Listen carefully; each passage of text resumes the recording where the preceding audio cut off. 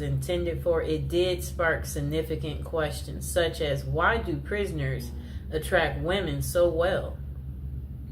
Does real prison love exist, or is it all a scam? And how do these prisoners learn to write so well in the first place? The myth: women must be twisted to fall in love with prisoners. Look, this phobia, I've never heard of it. Hybristophilia. When it comes to having a strong attraction to social deviants, criminals, and prisoners, hybristophilia comes to mind. This is a paraphilia where people are aroused by people who have committed outrageous acts such as cheating and crimes, including the R word and people who are murderers. The thing that makes this so interesting is that it is different for everyone. Some are more passive about it while others are aggressive. Okay, so it says passive hybristophilia. This is when someone is drawn to criminals, but they do not act on it or try to assist them in any way. They may show passion through being an advocate for the prisoners or simply enjoy movies such as OITNB and Prison Break on a deeper level. Whatever that means. I guess that just means you like watching shows that are very criminal. So I guess I can give an example of someone drawn to a criminal. Do you remember that movie called Out of Sight with George Clooney and Jennifer Lopez? Remember Jennifer Lopez in the movie? She was a cop. And George Clooney, he was the criminal. And remember, she got kidnapped by George Clooney. They created a romantic movie out of this situation. And J-Lo, she, had no man in her love life. Very good looking woman, and then here is this criminal that kidnaps you, and he's very handsome, okay? And you're just like, I'm finally getting some type of cool excitement, and you're like, look at this criminal. Like, why would I tell on this criminal? I'd never get this level of fascination. That's how J-Lo felt, So, yeah, like at the end of the movie, they were trying to catch him, and the other cops asked her, did you see him? And she kind of like froze, like, because she's wondering, do I tell them? Because she is at work and she is in uniform. She's a cop. And she's like, no. Like, she's not going to rat on him because she fell for the criminal. And before that, her and George Clooney, remember, he's a criminal and he's on the run. And she's a cop. So, he had her number, so... Yeah, so what happens is the criminal contacts you. Look, the criminal contacts you. You're at home and you're sleeping. The criminal contacts you, and then you wake up because it's the criminal. And then when the criminal is contacting you, that's when you're like, you're all ears because you don't know when you'll ever talk to this criminal again because he's calling like private. And you're enjoying this because you're like, where are you? I haven't heard from you in a while. I'm surprised to hear from you. That's what happened to her. He randomly calls, but she can't call him back because I understand this clearly, especially when you don't want to get caught in some type of way where I'm like, you know what? I want to be friends with that person, but they know this and that, so that could be bad, where you just you have to think about certain things where you're like, it might not be the best to that's kind of what the criminal was feeling because he knows at the end of the day she's a cop and it's her job to bust people like him and put them behind bars. So anyway, they had their secret meetup in the movie. And their secret meetup you know, where they went out to dinner. They both was just, it was a night to just enjoy one another, talk to each other, clarify, yes, so why haven't I heard from you? And then he's like, well, you know, blah, blah, blah, blah, blah. And then they had their one night of passion. It was an unforgettable, I guess, moment. That was her one night of fun. And then that was pretty much the end of it. And then she didn't hear from him anymore. Like, it's like, it was a really, really good movie.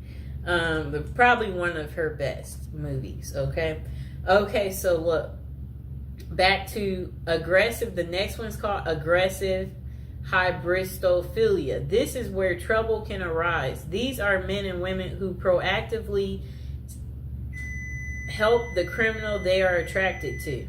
This means they could lure victims in, cover for criminals, bury bodies, and other severe acts. Bonnie and Clyde are the perfect example of this type. I'm trying to think, do I know of one like this? Where men and women help the criminal they're attracted to. This means they could lure victims in, cover for criminals, bury. Okay, I'm trying to think. That one I can't think of. It's not a fast one that just comes to me. Okay, so why do so many prisoners / criminals in relationships? The answer is quite simple. It is a mixture of hybristophilia, the desire for excitement from their mundane lives, the long distance passion, and the fantasy of it all makes people drawn to that lifestyle. In fact, there are over 40 different websites that cater to prisoner dating, such as meetaninmate.com. And then potential consequences. Though it would be nice to have a happy ending every time, there are significant consequences from dating a known criminal. For example, a book called Dream Lovers: Women Who Marry Men Behind Bars. Jacqueline Wilcox Bailey talks about a real-life incident. Two sisters walked out of their long-term, boring relationships to get with prisoners. When those men were released, one of the sisters was murdered, and the other was beaten and tortured, which sent her supposedly posed lover back to jail. I think they mean prison. With this as a possibility, always be aware of the dangers you could be subjecting yourself. If you decide to follow that journey, with that being a solid case, does that mean that all prison love is fake and they are nothing but predators? Then they said myth. There is no such thing as true love in prisoners.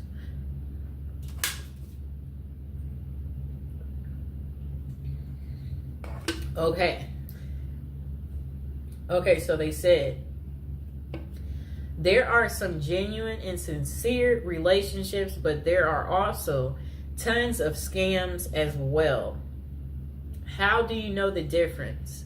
If you are reading a letter from someone behind bars and they ask for money in any way, it is likely a scam. Do not fall for it. They could either be reaching out to women and men for financial gain, attention with the media, or to gain supporters, just like Ted Bundy, Richard Ramirez, and Scott Peterson did. I know what all of them look like. That's how infamous they are. For the record, serial killers such as those noted above are less often associated with scams and writing letters. You may think that they are great at manipulating, but that is not the case with them. They get away so well with murders and crimes because they are bold, always act like they have nothing to lose, and never overthink what they are doing. With an IQ of below average, more love letters come from non-serial killers who are much smarter and think things through better. Okay, overall, use your best judgment. These people will not always con you. They may be truly into letter writing for human connection.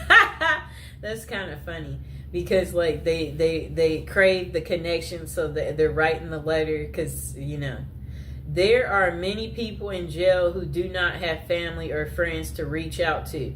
So they turn to pen paling to feel involved, valued, heard, and feel like they matter.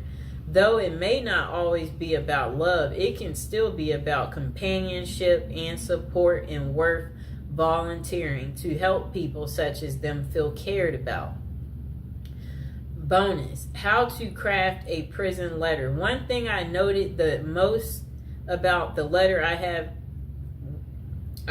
how well written it is. There are no errors. The penmanship was nearly perfected and the message was very well contrasted. So how did someone in prison learn to write so well? One word, practice. Those who write love letters would use trial and error in their writing. For example, they would keep tabs on the responses they would get from their loved ones. When they said certain things, they would then work on perfecting in those areas to get even more positive responses. In addition, they could have utilized other inmates for assistance as well. More perspective is